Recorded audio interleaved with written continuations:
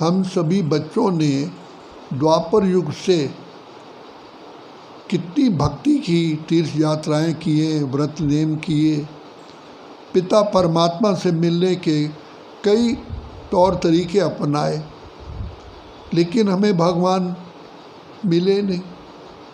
तो इस समय पर पिता शिव बाबा कैसे आकर के हम बच्चों को गुप्त रूप में आकर के मिलते हैं, अति साधारण रूप में।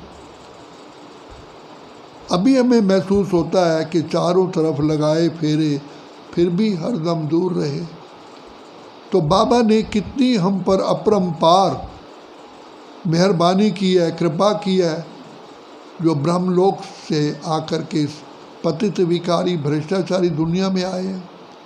बाबा कहते हैं बच्चे, जब तुम पावन होते हो, श्रेष्ठाचारी होते हो, तो तुम्हारा जन्म तो सतयुग में होता है, श्रेष्ठाचारी दुनिया में होता है, तुमको तो पवित्र योग बल द्वारा शरीर मिलता है। लेकिन देखो बच्चे, मैं तो जब दुनिया में आता हूँ मुझे बहुत पुराना पतित शरीर मिलता है। तो कितना बाबा हम बच्चों के लिए कुर्बानी करते हैं। तो बाबा ने हमको सहज मार्ग बताया, बच्चे तुम महान आत्माएं थे, श्रेष्ठ आत्माएं थे, अब मुझ बाप को याद करो।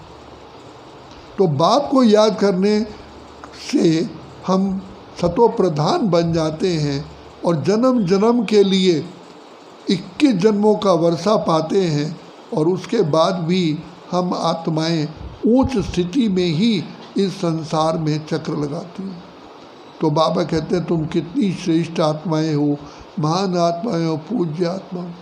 क्या ये रोज़ सवेरे अमृत वेले तिलक लगाते हो? स्मृति में आता है कि मैं कितनी बाबा का लाडला बच्चा हूँ, कितना बाबा प्यार से आकर के मेरी पालना कर रहे हैं। स्वयं भगवान पालनहार बन कर के जन्म जन्म के कष्टों से हमको पार कर रहे हैं।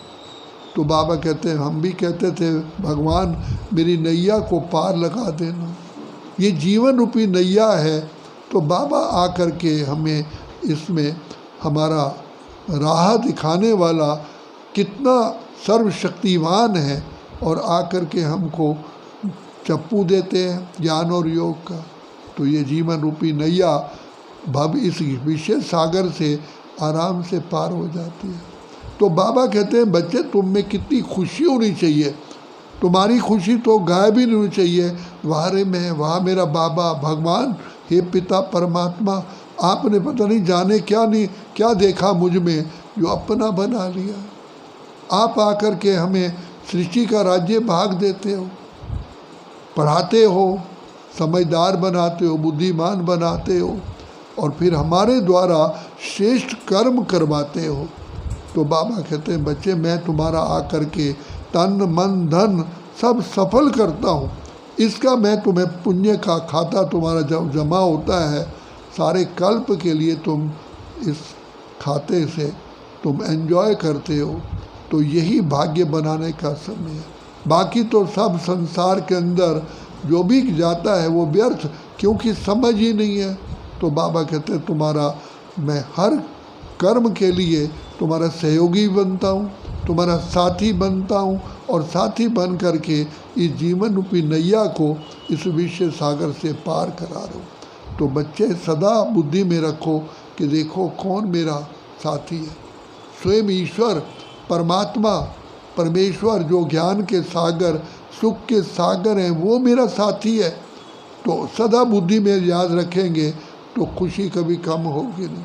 बाबा कहते हैं बच्चे, तुम्हारी टूटी फूटी नाव को भी मैं पार लगा देता हूँ। जैसे दुनिया में बताया जाता है कि जो अच्छा मैकेनिक होता है वो टूटी गाड़ी से भी रास्ता तय करा देता है।